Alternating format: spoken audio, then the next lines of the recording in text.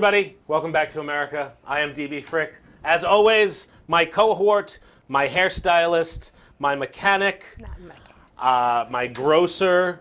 She's everything. I'm everything, but I'm not that. Millie Micheals with the news. How are we doing over there? Good. How are you? I'm great. Are you? Good. We got a packed show. We got a really good show. Today's show's theme is radio because we got powerhouses of the radio world on tonight's show. But we're going to talk about the news first. Millie, what do we have? Yes, we're going to talk about Lori Loughlin. Yes, Lori. Full House. She is getting sentenced to 2 months in the big house for bribing college admissions for underachieving daughters. Right. She is being harshly punished because in this correctional facility they only offer like yoga and Pilates and ceramics and crafts and leatherworks and cartoon drawings and in defense, they only offer yoga twice a day. Yeah, it's not good. And they don't even get to go on bus trips. It's 8 weeks of, a federal penitentiary, I guess, but it's not minimum security. She'll probably be able to leave at some point if she wants to. Yeah, I'm sure. It's silly. It's all go get a little mani-pedi. It's all slap on the wrist stuff. Sure. What else do we have? Yeah, so tests have confirmed that talking robots actually help the elderly in nursing homes to feel not so isolated and to actually boost their immune system to feel better. That would scare the crap out of me. If I was in like some old age home and that thing comes into the room and starts talking to me, I'm going to think I'm like having some dementia-riddled moment. Definitely. But if it's helping old people, that's great. I'm all for helping old people all the time. Who can be against that? Let's try running for office on that campaign. Down with old people. Get rid of the old people. Oh, boy. I know one thing, Dan. That is when I'm in Stop and Shop and I push Marty, the talking robot, I feel good. I feel better. I feel like I can go on and do more. I can see you feeling better about pushing Marty in the store out of your way. He does bother me. Well, he's watching what you're buying. Yeah, Anyway, what else do we got? So, well, this is September, and school is back in session maybe today or tomorrow. Is school in session? We don't know. It's always like this. They're in session. I'm confused. Everybody's confused and no one knows what's happening. Confused emojis. Yeah. There's not enough confused emojis out there. Yeah, not enough. Next story is scientists have discovered the oldest sperm ever recorded, dating back to almost 100 million years ago.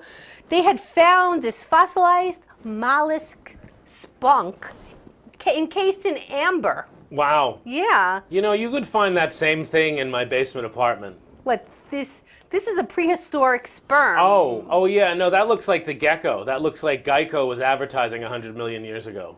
Oh, maybe, maybe it's not, maybe it is. I don't know. A Geico, okay. That's weird. Yeah, but I'm happy they found it. Yeah, I hope they don't start trying to Jurassic Park it and use the sperm to make some thing that existed 100 million years ago. Right, but they refer to it as spunk.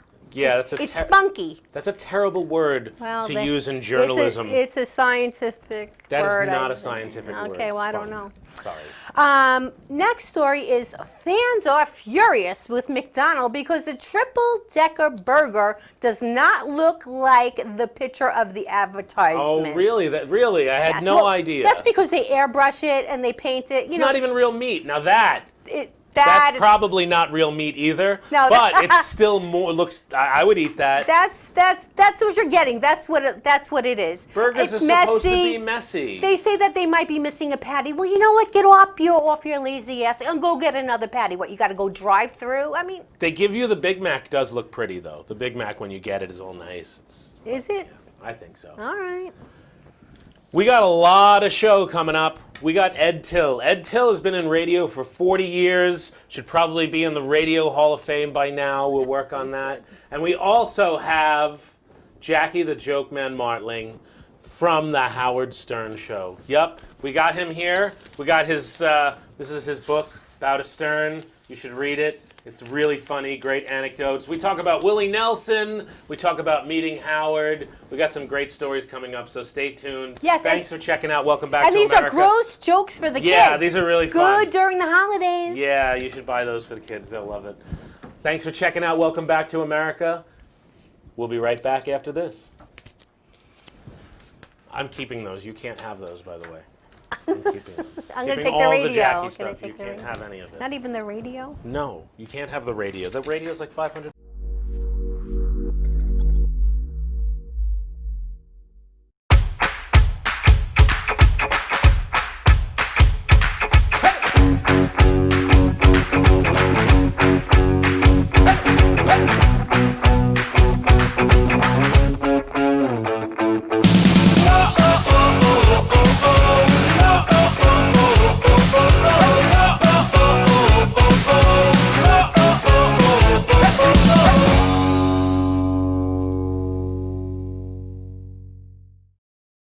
Hey, welcome back to America. This is DB Frick. I'm here with one of the most well-known names in radio. He's been doing this for like 40 years. He's currently out in Florida.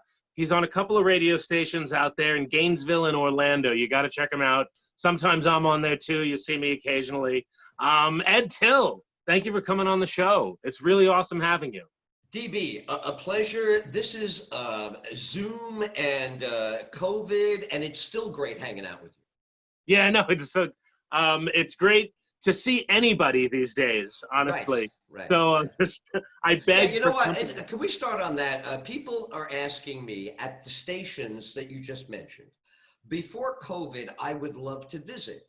I would do the show at the station, hang out in the hallway, the break room, and enjoy all the warm bodies.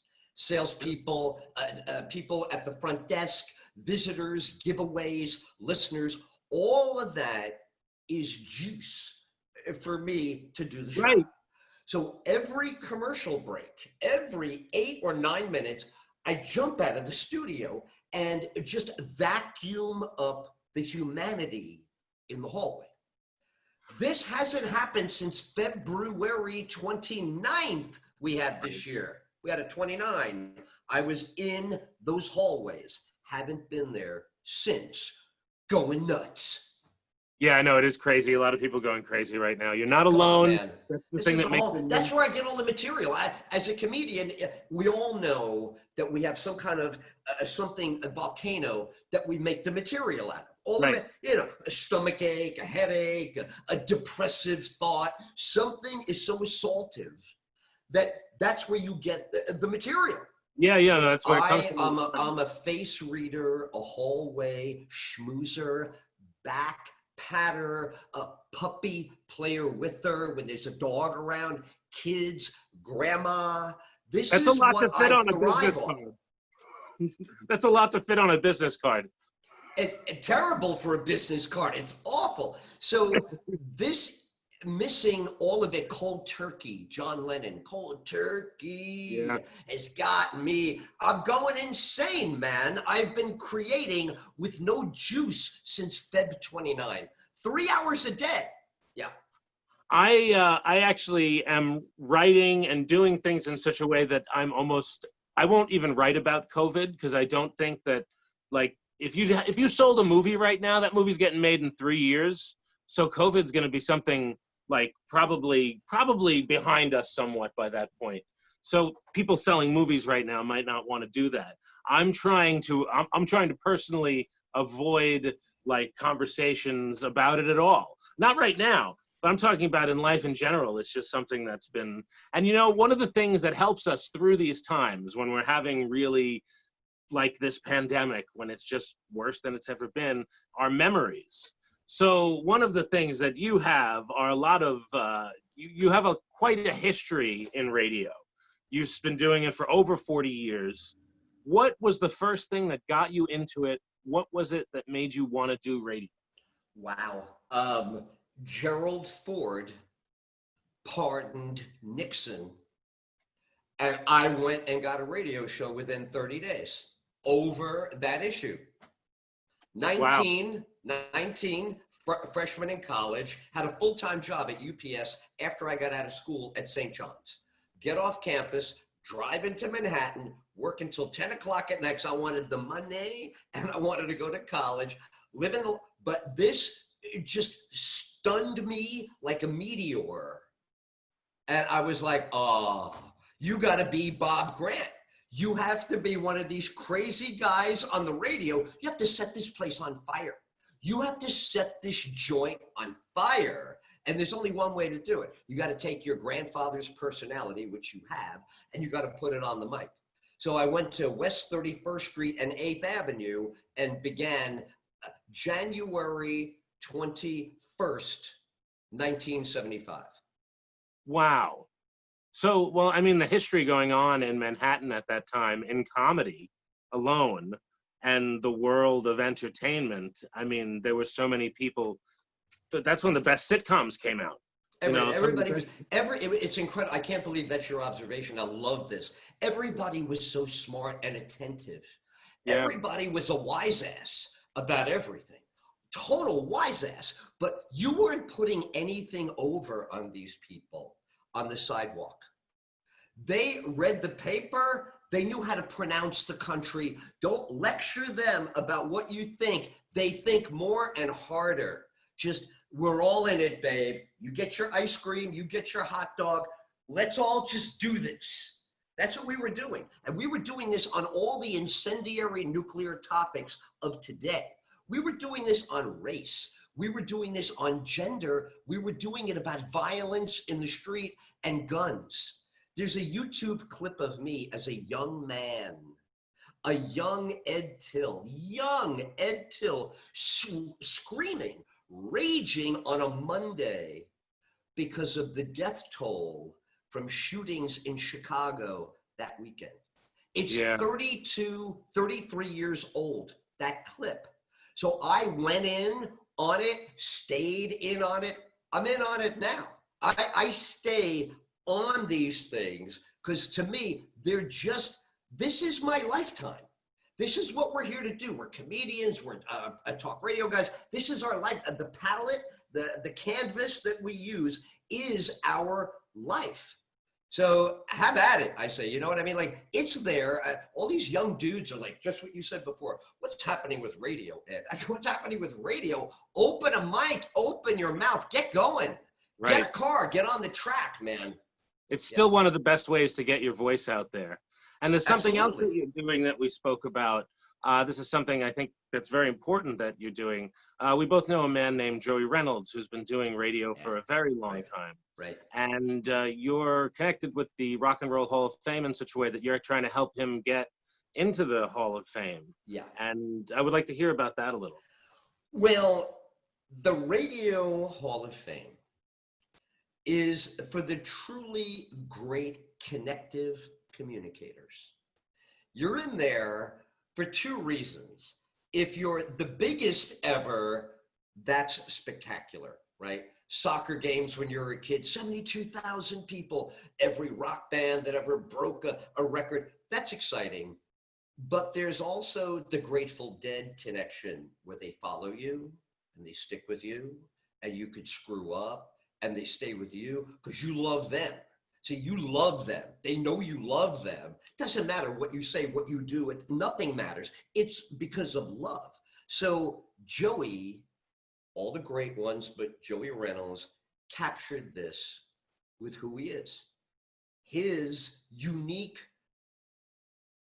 internal chemistry was a perfect match for listeners, the time of his career, the backdrop of his career, the industry that he literally rose like a rocket. Joey came on the scene, exploded popularly because he was so much fun. He was like authentic, real fun. This dude is really at the station, loves me, loves this music, loves the world, and is telling me the truth, doesn't bullshit me, is straight with me. So that's Joey right now. Like, that's how I feel about him. His fans feel about him for longer than my 40 years, right? Joey's in there well established when I'm getting my driver's license. So this is a magnificent achievement. He's naturally to be in the Hall of Fame. He's why you have a Hall of Fame. Right. And where is the Radio Hall of Fame? Is it a brick and mortar? Is there a physical museum? It's a brick and mortar, and it's a marvel. People should Google somebody like Shadow Stevens, who's a American Top 40, Casey Kasem. Casey Kasem. Okay, yeah. They should take a Rick Dees, the disco duck, quack, quack. Imus, just that. These, the Hall of Fame is brick and mortar. Yes, it is. But it's kind of like the Vatican. It's really about the ghosts, right? I mean, you're at the Vatican. Is it the architecture or is it the ghost of Jesus? Is the dove, the Holy Spirit, going to come out and fly over? Are the skies going to open? This is Edward Tyll, my son. I want him to play for the New York Yankees. I had that dream as a kid. Yeah, I thought the skies opened. Jesus asked me to play. So The Radio Hall of Fame makes all that dreamy, crazy stuff possible. So yes, it's brick and mortar, but like that's technically what's awesome. Joey is alive, right? We honor him, but 50, 60 years from now, you're going to be able to enjoy him all over again. You walk in there, you hit a button, his voice pops on. There are videos now. Thanks to an amazing archivist by the name, everybody in radio knows Art Volo. So when I say Art Volo, some listeners would be, oh my God, that guy from the 1960s videotaping all the legends. He can show you, so his collection in the Hall of Fame will be so incredible 50 years from now to watch Joey Reynolds long after he gets his harp, right? He'll be playing his harp up there. He'll get right in. I think all the great entertainers get right in up there. You walk in, okay, you guys have been doing good work. Come on. So, we're coming up on the end of our interview here, and I wanted to know where people can go see you. Where can people listen to you? Oh, just go to edtyll.com, edtyll.com. Posting, I'm getting better at for schedules, but ask it wherever you are. Hit me with a thing there on the contact page. I'll keep you abreast, and soon there'll be listings. I haven't booked anything publicly. I almost did. I think I talked to you about this off the air. I had a slew of gigs come in. I came so close to doing them, and then the numbers resurged, and I abandoned all of these. 4 weeks ago. You talked to Bill O'Reilly 4 weeks ago. Yeah, you talked to huge people. What are you talking? We talked to the lead singer from Vanilla Fudge a few weeks ago. Oh, and he's written a song. Yeah, so this is what I love. edtyll.com is where you can find out everything about me. And whatever's not there, just ask me. I will personally answer all contact page emails. Thank you so much for coming on the show today, Ed. I really appreciate your time. This is Welcome Back to America, and we'll be right back after this.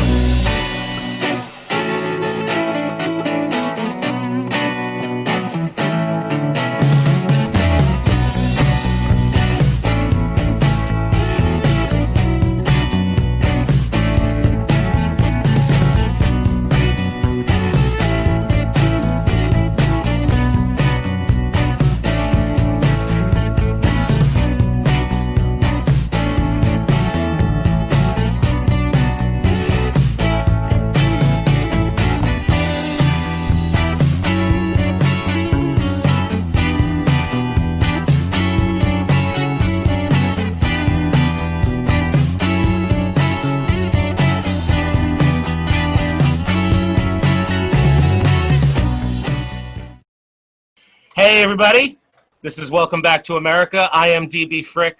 I have someone with me today who is a legend in the comedy world, an icon. He is very, very, very funny. He's been doing stand-up, I think, at least 40 years or so. Must be 40. We're going to talk a little bit about that.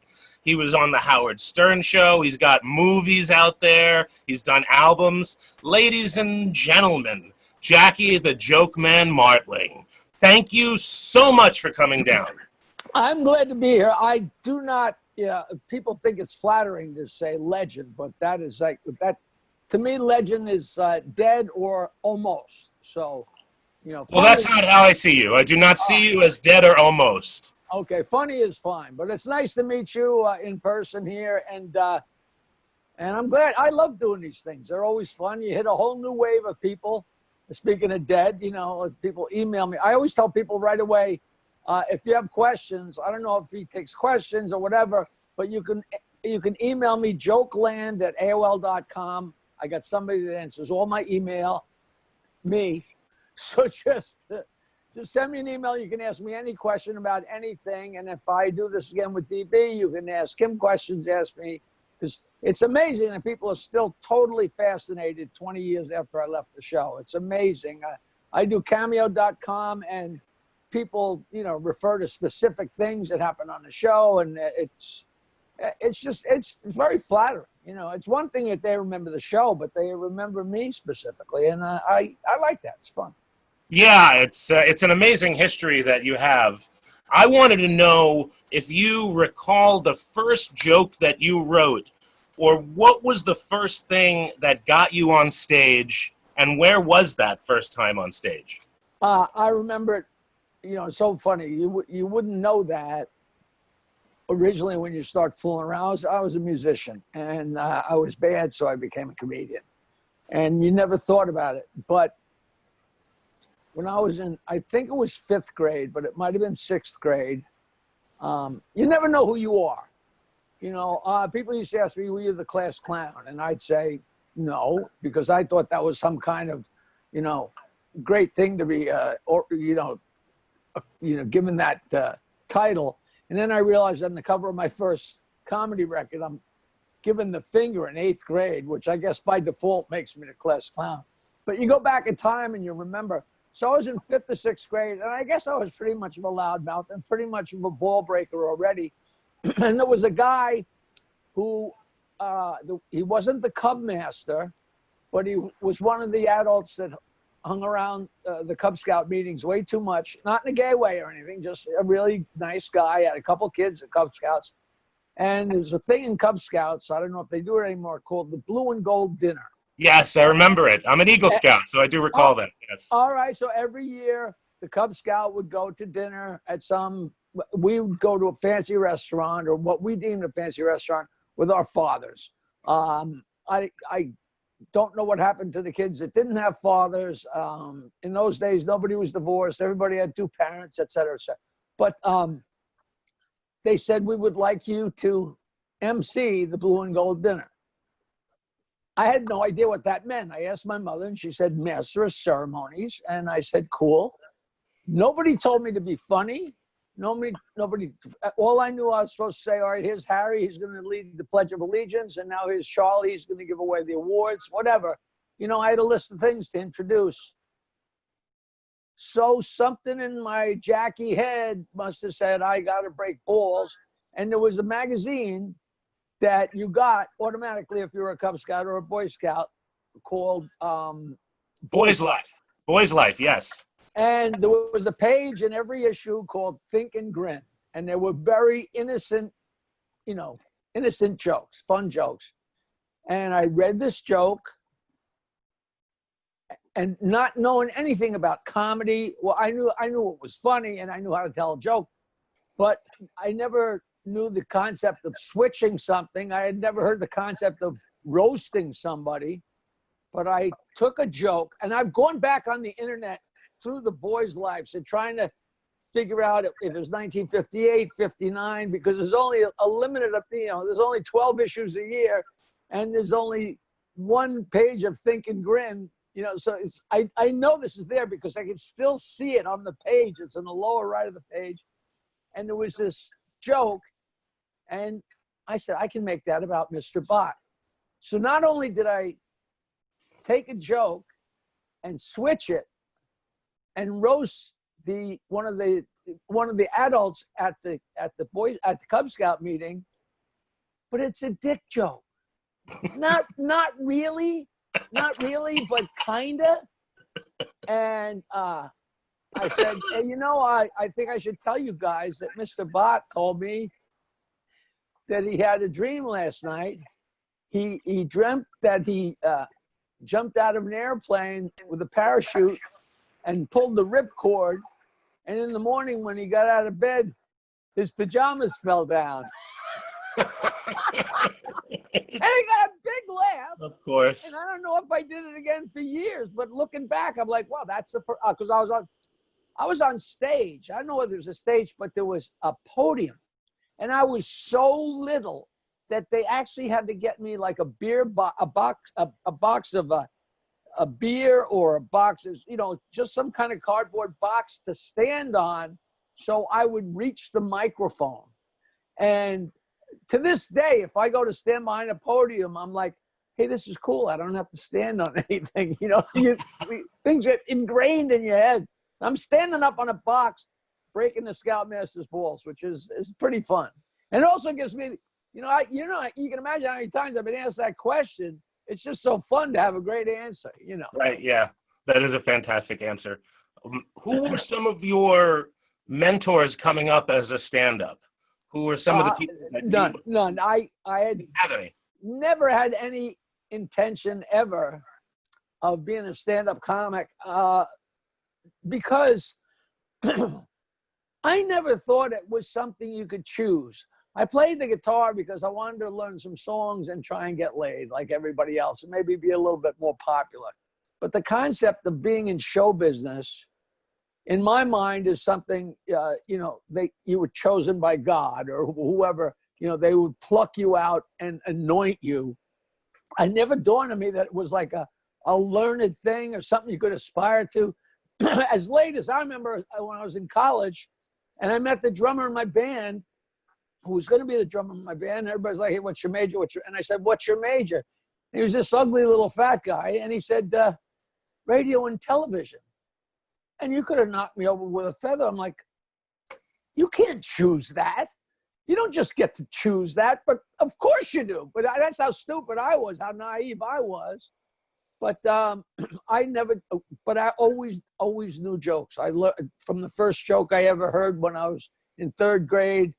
For my whole life, I remember every joke, dirty, clean, whatever. There's nothing else. I don't know anything else. I went to college as a mechanical engineer and graduated from Michigan State in 1971, but I didn't do anything with it. I was a pot smoker in the late 60s, tune in, drop out, ponytail. In my first year as a comic, I had a ponytail. It was like a crazy, crazy thing. Like, I loved watching Rodney Dangerfield and I loved Henny Youngman. Because they were jokes, like everybody else, of course. I had a buddy who said in seventh grade, said, oh, you got to listen to Bob Newhart, or you got to listen to Shelley Berman. And we go to his house and listen to the record one time through, and we'd laugh, but it wasn't like, hey, I want to be that guy, because I didn't think you could be that guy. I didn't know George Carlin worked on it and got to, he was a weatherman, and then he was this, and was that. Who knew, So, I became a comic out of default. I knew every joke in the world, and my band broke up in 1978. And all I knew for sure was that I wasn't going to get a job doing anything unless it involved, some kind of, I wouldn't even dare call it show business, anything but regular work. What I mean? Is there anyone that you like today? Are there any comedians that you see coming up? Not because I don't watch, Right. I don't watch. And it's got nothing to do with anything except, it's a bus driver's holiday. People Sure. say, who do you like the best out of the new guys? I actually say Chris Rock, Sure. which is so long ago. But, we started watch this TV show called Barry with the guy, I guess he's from Saturday Night Live. I had never watched Saturday Night Live, so I Really don't know good show. Really good show. Like, oh, the show's great. And the guy's so talented. And they're all so talented. I know them, and I know everybody, from the years, Ray Romano and Kevin James and all those guys, they were a whole wave after me. And I love all the guys, but that was never really my forte, because I'm not a comedian. I'm a joke teller. If you want to be a comedian, there's two things you don't do. You don't tell old jokes, and you don't laugh at yourself. And those are the only two things I do. But it works. People like it. I've always made a really, really good living and got popular. I ran into Howard Stern, and people say, well, you were just lucky. And I say, no, he was just lucky, But you have a favorite joke? No. You don't have a favorite joke? No. The last joke that got a big laugh is, like when I ran into Paul McCartney at a screening, he walked past me, and I always knew that I would always, you leave people alone. But he walked right in front of me, and I stopped him, and I told him what must have been my favorite joke at the time was a guy goes for a job interview, and the interviewer says, what do you think is your biggest fault? And the guy says, I think my biggest fault is my honesty. And the interviewer says, I don't think honesty is a fault. And the guy says, I don't give a fuck what you think. That's great. McCartney roared, it's a great joke, But, I do this, to do a short plug, I do cameo.com. Mm-hmm. It's cameo.com/Jackie Martling, and people go on there and send happy birthday or happy divorce or whatever, and they say, Jackie, tell a joke, tell a Jew joke. tell a fart joke. This is for my mother. She loves disgusting jokes. This is for my grandmother. Please keep it clean. And it's great. And I do 2 or 3 minutes of jokes, and it's like candy. You know, things that maybe are my favorite jokes after about the 100th time of telling them get to be a little bit less favorite, you know. I'll tell you why I tell a real lot, because at least it's in this century is a girl goes to the high school prom, and the next day she's at the beach, and she sends her mother a text. Mom, the prom was great, but now I'm at the beach, Mom, and I'm freaking out. I got cum in my hair.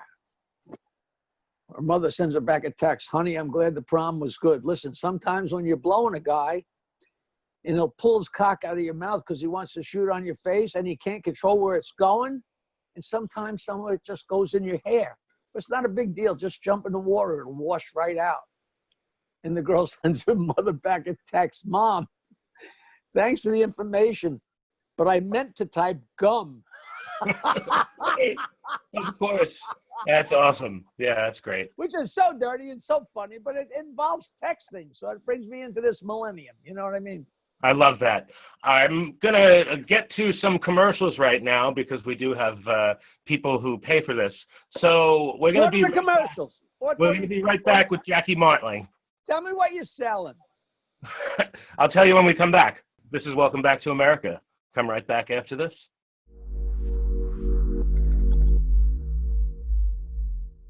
Writing a book is the adventure of a lifetime. Red Penguin Books take pride in giving our authors a publishing experience that is stress-free and celebratory all the way.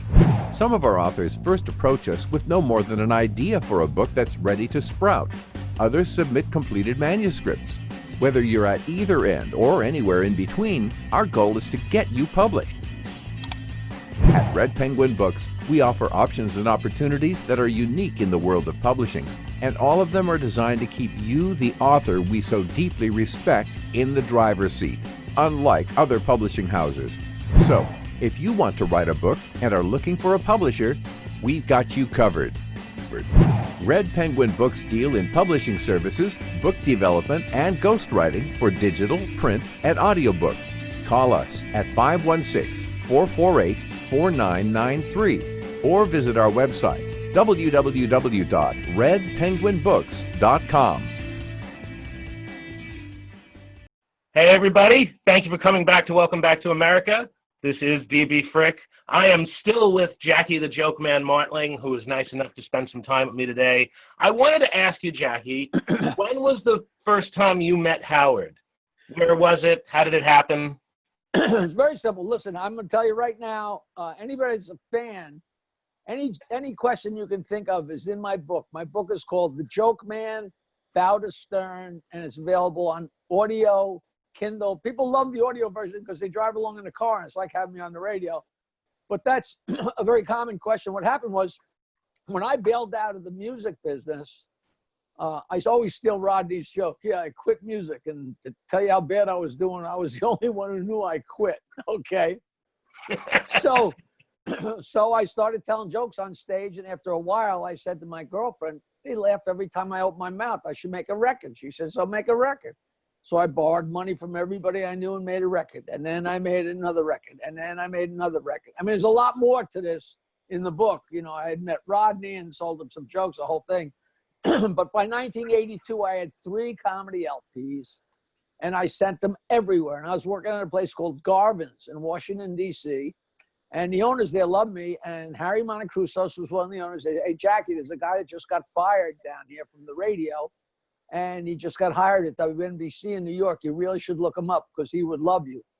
So blind, I sent my 3 comedy albums to Howard Stern, care of WNBC, Rockefeller Plaza. I didn't know who the guy was. I could have cared less. I sent so much stuff to everybody and mostly didn't get any responses. A couple of months later, my girlfriend Nancy calls me up and says, hey, that guy Howard Stern just called. He wants you to call him. I called him up and said, hey, we listened to your records. You know every joke in the world. Why don't you come in and hang out on the air today?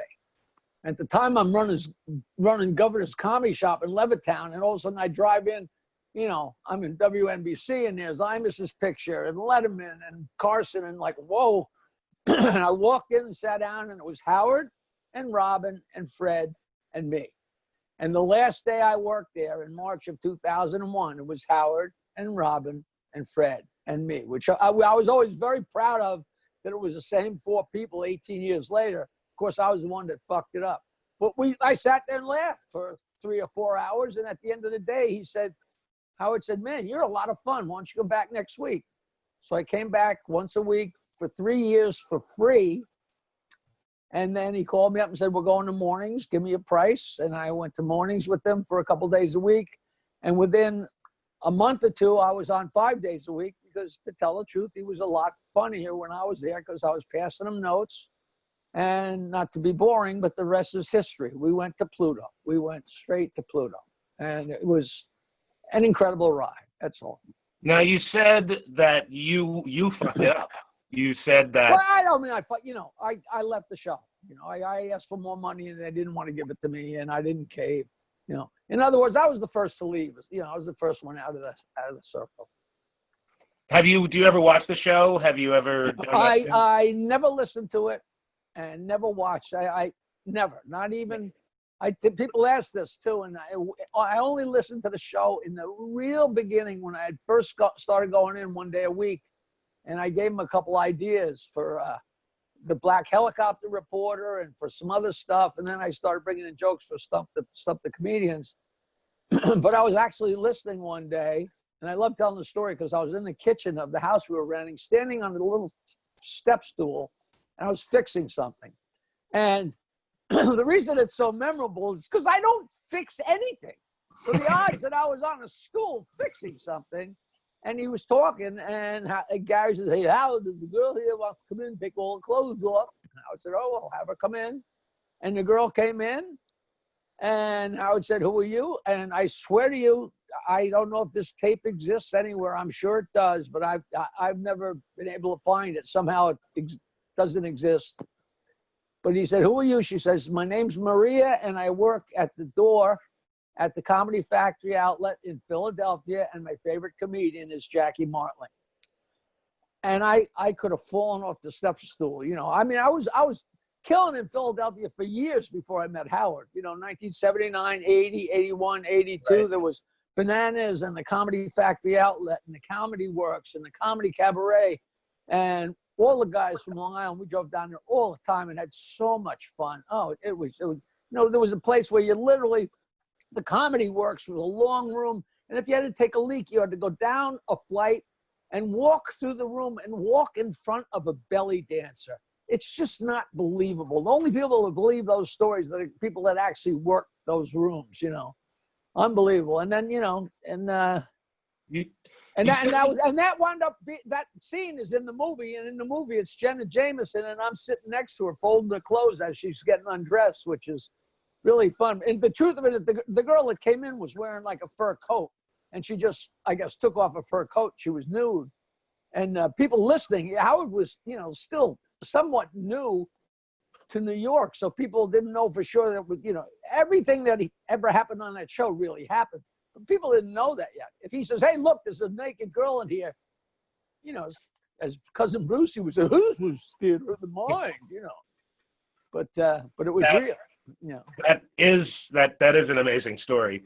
Where there's a few pictures that if anybody is an old enough Stern fan to go way back, there was a writer for the Philadelphia Inquirer that hated the Stern Show and wrote scathing articles about us and was so crappy. And he married Maria, the girl who got undressed. You couldn't make that up. You could not. Stu Bykowski. And of course, incredible. I had met him a million times from working, in Philadelphia. It's a small world. I was just talking to a guy who did a podcast in Detroit yesterday. A really, really funny guy, Jeff Dworkin. Yeah, I know him. So we're talking, and I said, you realize that the night I met you, I went out to do a big charity event for Aaron Cummings, a thing called Mittens for Detroit. And Kevin Metheny was there. The actual pig virus. Well, the band was Pig Vomit. His name was Pig Virus, but I think they referred to him as Pig Vomit in the movie. I never figured that out. But the real guy was there. And Jeff was like, oh man, I can't believe you didn't introduce me to him. I said, well, how would I know that anybody was a Stern fan long enough ago to have any idea who he was, you know? But he died not too long ago. But that was Paul Giamatti's first, Yes. you know, kick-ass role, you know. He played it very memorably too. Very memorable. It was so great. It was so You great. sent me Great times. Great times. You sent me a bunch of pictures, a lot of great pictures of you with some amazing celebrities. I want to talk about a few of those pictures. But the first one, since we're on Howard, the only picture of you and Howard that you sent was a picture from must have been like the early 80s, and you're doing like a telethon, and he's pinching. They asked them to appear on the Easter Seals telethon, and I had just started on the show, and he said, hey, why don't you come in and answer phones on the telethon? So I said, sure. And then he came over, and somebody took a picture of us standing there. That's when, you know, that's when he was built like a pear, and he still had his Jufro and his mustache, you know. We were very close. We had a lot of fun, you know. I'm sure. You can tell that. There's no way anyone would gain anything other than that from watching the show. There's another picture of you and Willie Nelson, which is just awesome. I'd like to know. Willie Nelson is a dear friend. We actually, I beat him in a rolling contest on the Stern Show. And the next time, one of the times he came in, we actually played. He played On the Road Again, and I played lead guitar. Fred played bass. We had a band called The Losers, but that's a long story, but it was great fun. And Willie and I went out and hosted a show for Marijuana Policy Project and Normal. And Willie was headlining the show, and he would only do it if it was for both of the organizations. And it was in Austin, and the opening act was his daughter and Arlo Guthrie's daughter, Kathy Guthrie. They have a band called Folk Uke. And here I'm hoping that Willie's audience will be able to handle what I do. Right. And the opening song by Amy Nelson and Kathy Guthrie, with Willie singing along with them, was "Dumb Motherfucker Got Fucked Up and Lost the Fucking Whatever." The title of the song had "fucking" it 5 times. Motherfucker, you were fine. And me and Willie have been exchanging jokes for 25 years. Like, we send jokes back and forth, and he loves it and I love it. You know, I've got stoned with him like 3 or 4 times. He's in my documentary. He's in my documentary. Went down, and I got some, 10 minutes of me talking to him that his daughter Amy filmed. But then we asked him if we could film him for the documentary with a good camera. And me and Ian Carr went down to New Orleans, and we got on the bus, and he taped me and Willie talking for like 10 minutes.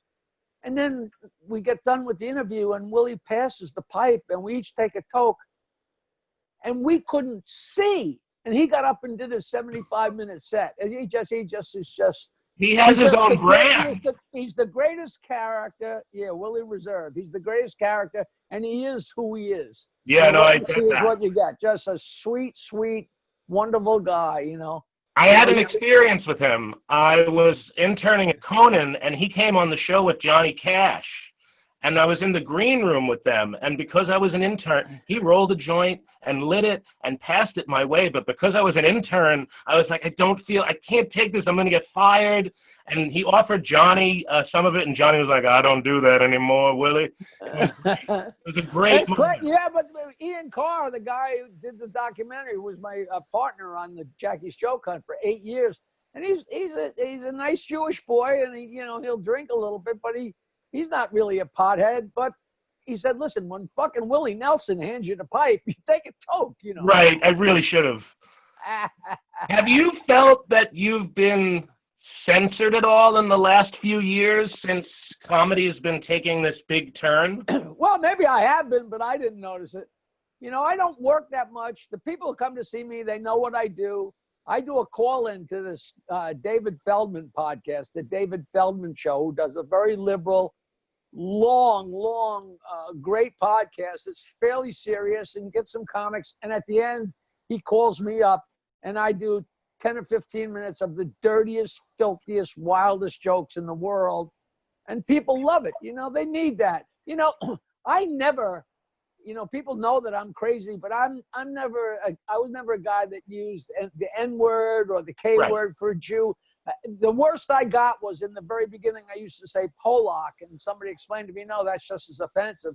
So I tell jokes that are incredibly offensive, but there is a rhyme and a reason to it. Like, the Polish guy's laughing at the Jewish jokes and the Jewish guy's laughing at the black jokes. And I'm like, hey, guys, we're all in this together. Let's fuck with the midget. We got to get you into the Radio Hall of Fame. Oh, please. I don't belong in the Radio Hall of Fame. Listen, I want to tell people, email me, jokeland, especially this is a lot of Long Island people, jokeland@AOL.com. I will answer any question. If you're from Long Island, it's a crime if you don't have my book, because it's the whole thing. And go to cameo.com/Jackie Martling and get people, they go nuts. Hey, Charlie, your son Eddie says you got a little cock. Happy birthday. And if they're a fan of mine, they get off on it. Are you living on Long Island right now? You're on Long Island?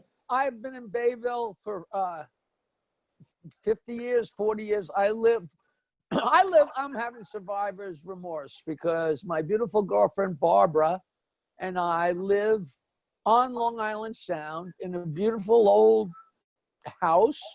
And I'm broadcasting from my garage, which is now my pine-laden office. And I do podcasts and I do cameo.com. And, I was driving to gigs until the gigs stopped.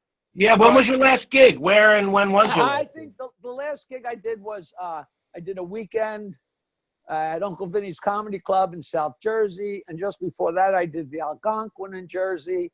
And before that, I did the theater in Boca Raton, whatever that's called, the Meisner Auditorium in Boca. And I don't do a lot of gigs. I'll do 2 a month, 3 a month. Some weeks I have 3 gigs. Sometimes I go 2 weeks. But, I don't go seeking them out. I do a lot of parties, firemen and people like that have a nice budget and they want me. And I get up there and I'm pretty dirty and I peddle my stuff, but as much because I like to talk to the people. People buy a book and they have a head on with you. And I have always enjoyed that. Always. And, I was selling albums after my gigs in 1979 and people used to make fun of me. Now you can't go to a show without somebody selling their crap afterwards. It was just something I did. It was I knew it was a way to make some extra money. It was a way to promote yourself. It was a win-win-win-win-win. And people, I mean, like, how do you, when I first was on the Stern Show, I'd work there once a week. And he'd say, why don't you bring in some other guys? And I'd say to somebody, hey, you want to come on the Howard Stern Show with me? And these guys would say, what's it pay? I said, what's it pay? It's 50,000 watts of radio in the tri-state area. You can't buy that kind of exposure. To this day, there's still guys that come up to me and say, I can't believe I fucking said no when you asked me to go on the Stern Show. And I said, you know what? Even if he had never wound up going anywhere, it would have been a stupid thing to say no to it, Even when people do get paid to be a guest, it's never a huge, like even on late night and all those shows. Oh yeah, no, it's an honorarium. Right. I just want to close things up now and wrap things up, and I really appreciate you coming down here today and being on Welcome Back to America. It's a really big deal. I want to ask you one more question though as we leave. 8 inches. The answer is 8 inches. 8 inches. Okay. That's a good ending. Where do you see comedy going as it changes? Is there anything that you? I don't care where it's going. I just want to see it starting. That's all. I'm at a premium now. People love me. They can't get enough of my jokes because my jokes don't go anywhere. They're poop and sex and farts and fun and stupidity between men and women. There's nothing funny about the world except for the human situation, the human experience, and that's all I do. Farts and burps and marriage and divorce, that stuff will never stop being funny, and I will never go out of, not me. These jokes have been around forever. Like Red Fox used to say, don't look at me, ladies. Somebody got to tell them. I don't know what's going to happen. I know guys are getting up and doing what they can. You know, after 9/11, I had a gig like 3 weeks later in Las Vegas, and I had a sold-out show. And I got up and did an hour and a half and blew the room away. And then when I was done, I said, listen, I don't want you to think I didn't happen to notice what was going on in New York City 3 weeks ago. But if I came up and mentioned it, that would have let the air out of the whole room. So I figured, you know what? We really need to laugh for a while. Right. And then we'll say, how much did that suck? And you can come up and say hello and we'll cry together. And I got a standing ovation, people, because it was the right call. You know, it wasn't insensitivity, you know. You don't start a show with like, it really sucks that all those people died at the World Trade Center, but let's try and laugh. That's not common, you know. No, it's not going to work.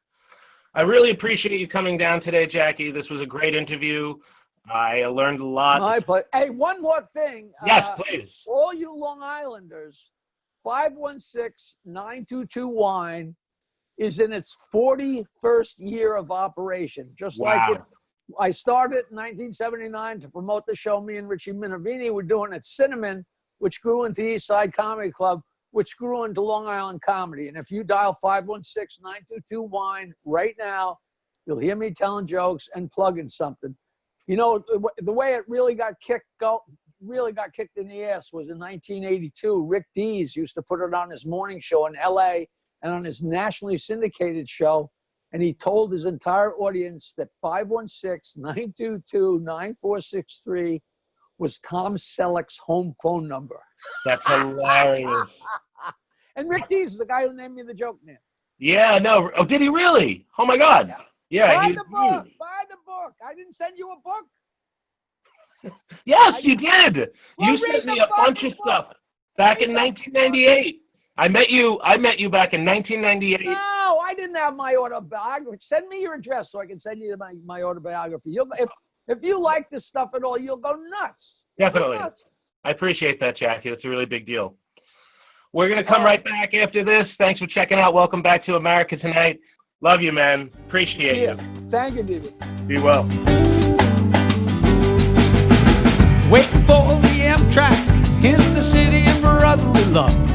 Well, my shows were good as they're ever gonna get, but I just can't get enough. You know, the more they laugh and clap, it seems, the less that I can hear. Another day, another joke. What happened to last year? Me oh, me oh, me oh, me oh, me oh, my. Me oh, me oh, me oh, me oh, me oh, my. Well, the road, she always called me the artistic romantic life. Not the home and the family, a few kids, maybe a wife. Well, now normal's just a dream to me, and talent, it's a curse. The stage, she's the best, but she's the worst. Me oh, me oh, me oh, me oh, me oh, my. Me oh, me oh, me oh, me oh, me oh, my. I'm gonna pull into McDonald's, find a place online, order a billion burgers, sit and watch them change the sign. New York to Denver, hey, Detroit was in between. Happy maybe half the time and really, really clean. Me oh, me oh, me oh, me oh, me oh, my. Me oh, me oh, me oh, me oh, me oh, my. Well, now I'm tight with Rodney. Yeah. Now I'm cutting loose. Now I'm catching on after all those years and all that juice. Well, I ain't saying for sure I'm gonna make it, but now I've got a chance. Lady Luck was eluding me, but now I'm in her pants. Me oh, me oh, me oh, me oh, me oh, my. Me oh, me oh, me oh, me oh, me oh, my. I'm gonna pull into a Burger King, the highlight of my day. I've not ordered myself a Whopper, but I'm gonna have it my own way. New York to LA, hey, Detroit was in between. Happy maybe half the time, really, really clean. maybe half the time living in a dream. Happy maybe half the time and lonely in between. Me oh, me oh, me oh, me oh, me oh, me oh, me oh, my. Me oh, me oh, me oh, me oh.